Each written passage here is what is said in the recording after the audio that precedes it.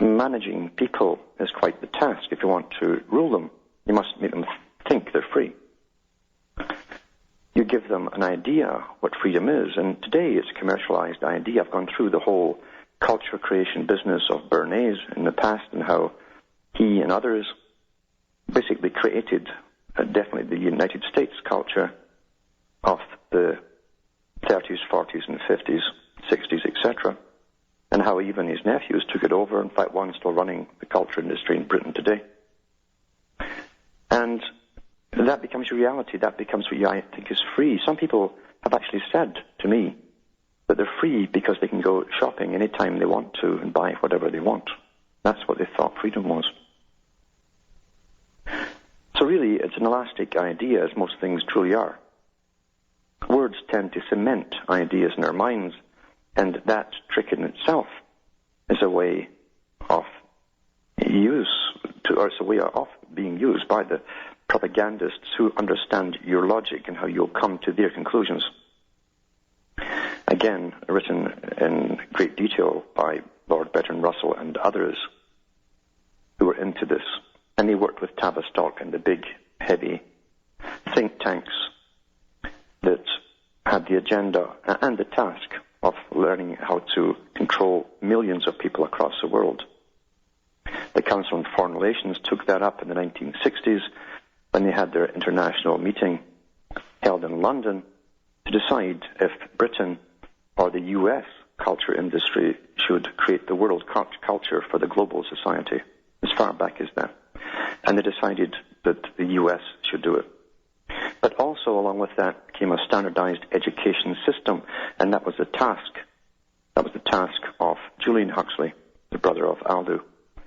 He became the first CEO of UNESCO, where he talked about scientific indoctrination, not to free children across the world, but to make them manageable so they'd fit in with this pre-planned agenda.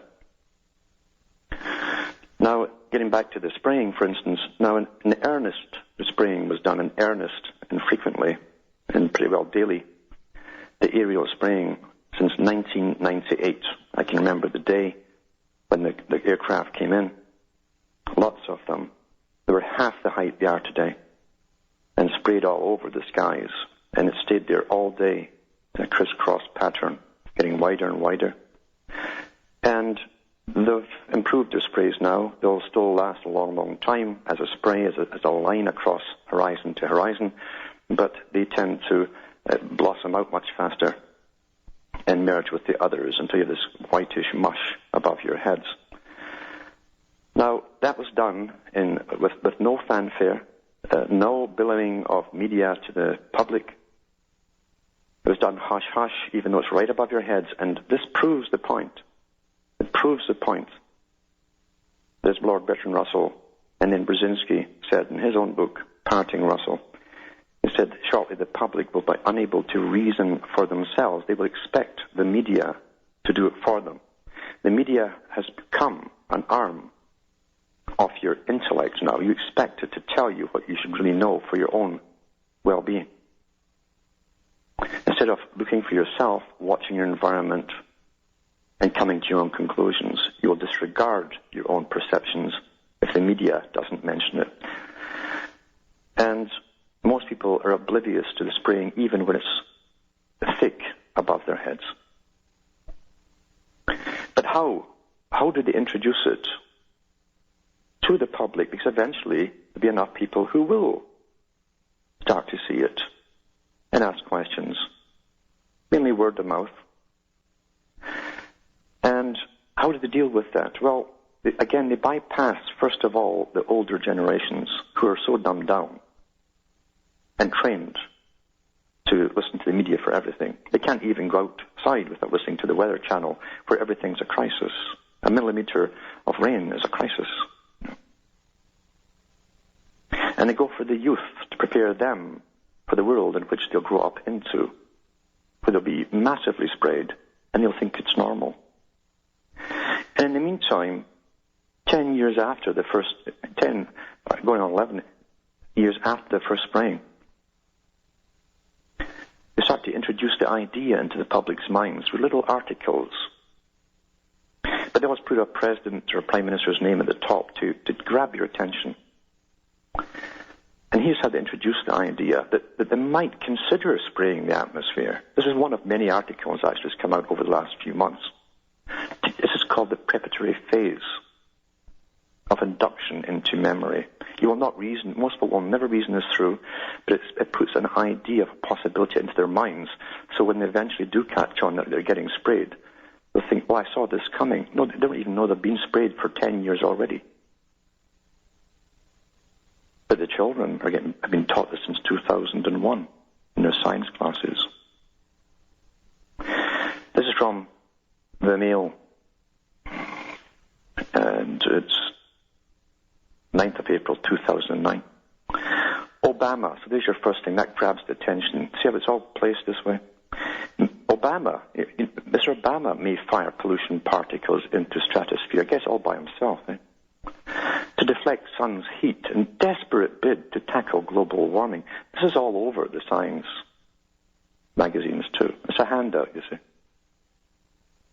So President Barack Obama is considering a radical plan to tackle global warming by firing these pollutant particles into the stratosphere to deflect some of the sun's heat.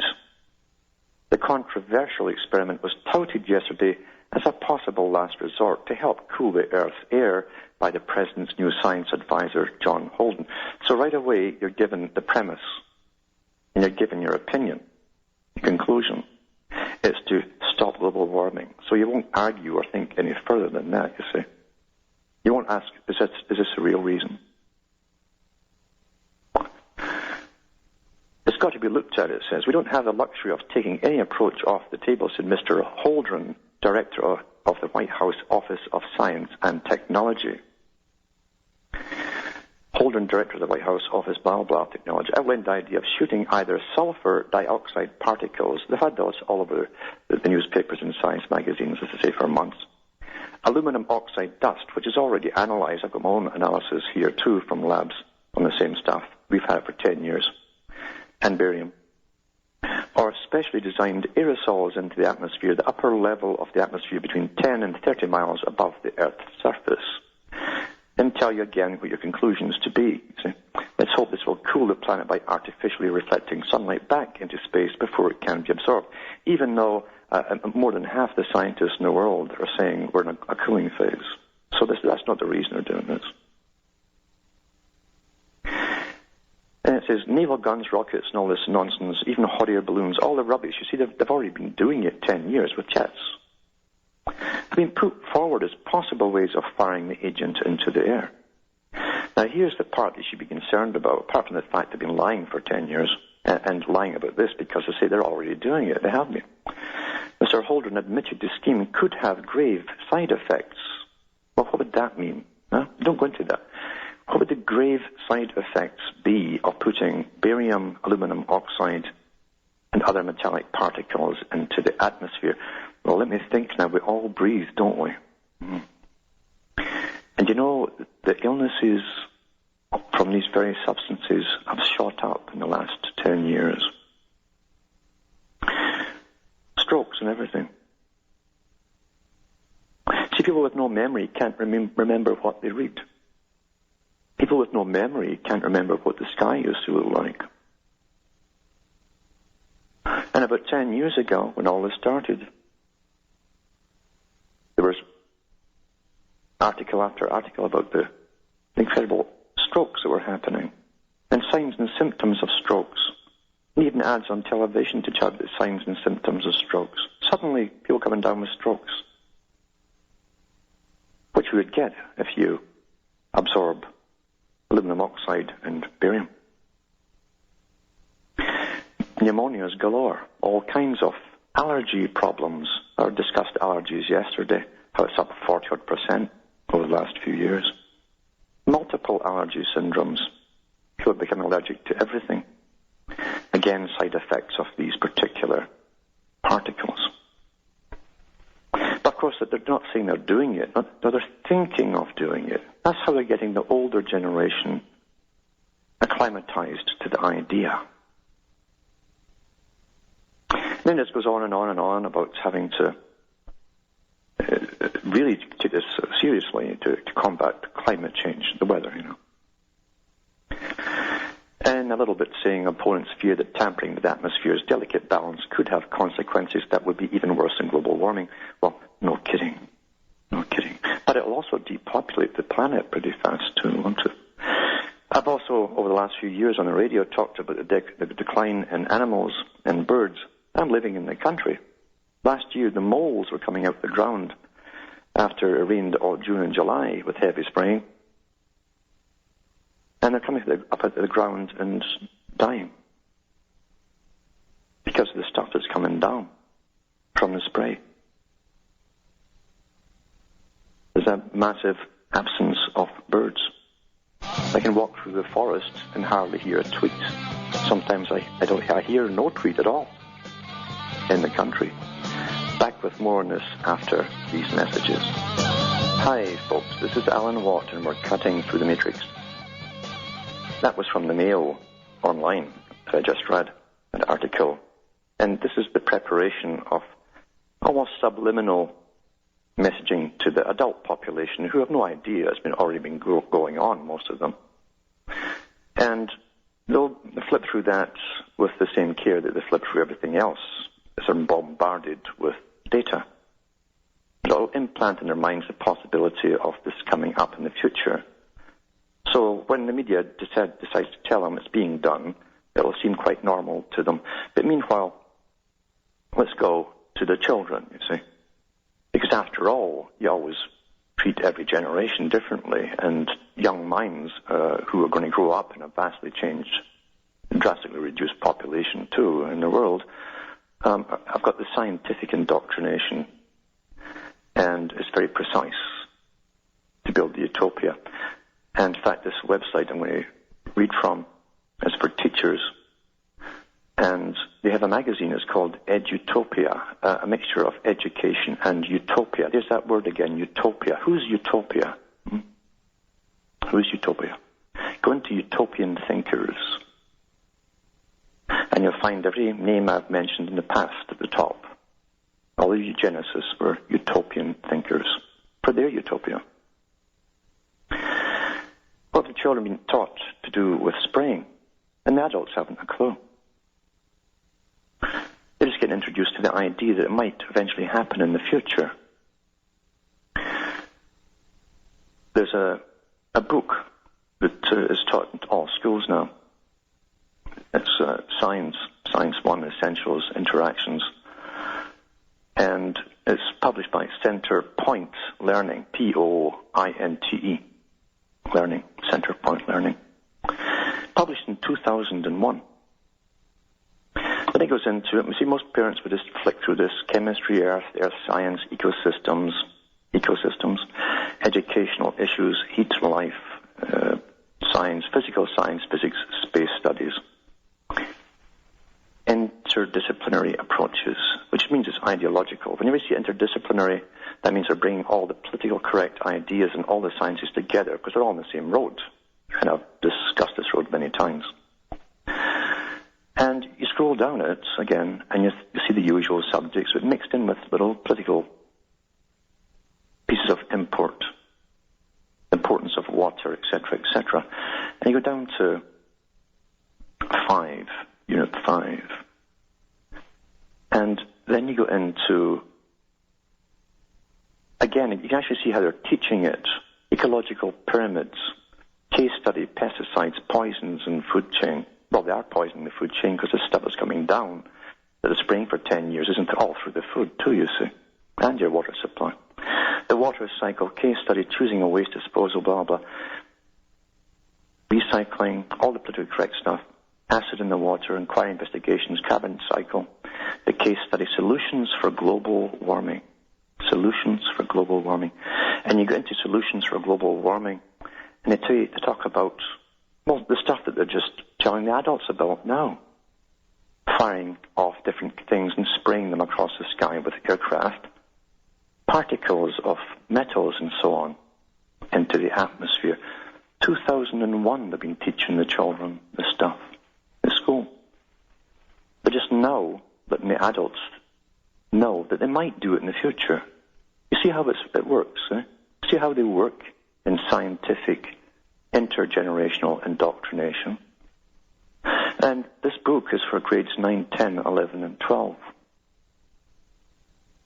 2001 they've been teaching the children this, so they'll grow up thinking, oh, it's all quite normal. If anybody was to bother to ask them, their parents won't stop and say, what's that in the sky? And they recur to their parents, it wasn't on the TV. Maybe then the child will say, well, that's just them spraying the metallic particles to save the world, Daddy or Mummy. That's how it's done. Simple, isn't it? But most folk are having such a great, fantastic time playing themselves, they're oblivious of any reality. Completely oblivious. Going back to the male one for the adults, Obama's when you stand there with a giant cannon, right? That's ridiculous, but that's to grab your attention. And you look to the right of it, and here's how they blur scary data with fantasy and rubbish right next to it. Shocked Russian surgeons. This is a mainstream newspaper. Shocked Russian surgeons open up man who thought he had a tumor to find a fir tree inside his lung. There's the kind of rubbish. That's how they make everything into a strange fantasy until you take nothing really seriously. But the Obama may fire pollution particles into the stratosphere. It's going to sink in your head in a kind of Daisy Disney type way. That's how it's done. Quite something, eh? There's another report on the United Nations Millennium Development End Poverty 2015. I'll put this link up as well, and you can spend your time or waste it, whichever one which. But you can go through that, and you'll find how they're talking that half the world's poor is going to die in a few years because of bad water. Yeah. That would fit right in with the agenda. How long have they been throwing the tax money of the West at the third world, supposedly? Because it doesn't get there, you know that. Otherwise, I wouldn't be reading this article of what's going to happen in 2015. They don't intend to save the world's poor since Kissinger made a war on the third world countries over population problems, as he called it. Back with more after this break. Hi, folks. I'm Alan Watt, and this is Cutting Through the Matrix. And just before I go on to the callers, I'm going to read a little article here from Wired magazine and called Danger Room. Soldiers blinded, hospitalized by laser-friendly fire. March 30th, 2009. American soldier was blinded in one eye. 3 others required medical evacuation out of Iraq in a series of laser-friendly fire incidents. To cut a long story short, they've got these brand new lasers, this kind of green type, and it can cause permanent eye injury. And the idea was to give them to the soldiers. They're mounted on vehicles, these things, to flash oncoming motorists, the Iraqis, that means, and sort of dazzle them until they'd stop. And supposedly they've been using them at distances of 75 yards and blinding each other, the soldiers, that is, in the process. And it turns out that these incredible lasers that were developed, I remember Britain was talking about using them in the 70s. They could actually basically scan this across a battlefield with oncoming troops, and you could wipe out a whole battalion. You'd literally burn out their retinas. So that they're using them on the Iraqis to basically make them stop their cars, confuse them, etc. And it tells you at the bottom, as I say, that they thought it was 75 yards they were to use them for, and it's actually 1,460 meters. Anything under that, you have permanent retinal damage, but it's okay to use it on the Iraqis. I was thinking today about, how do people stop what's happening in the world and to themselves? Because nasty things. See, war isn't just over in Iraq. There's been a war going on at home. Everybody's home for a long time.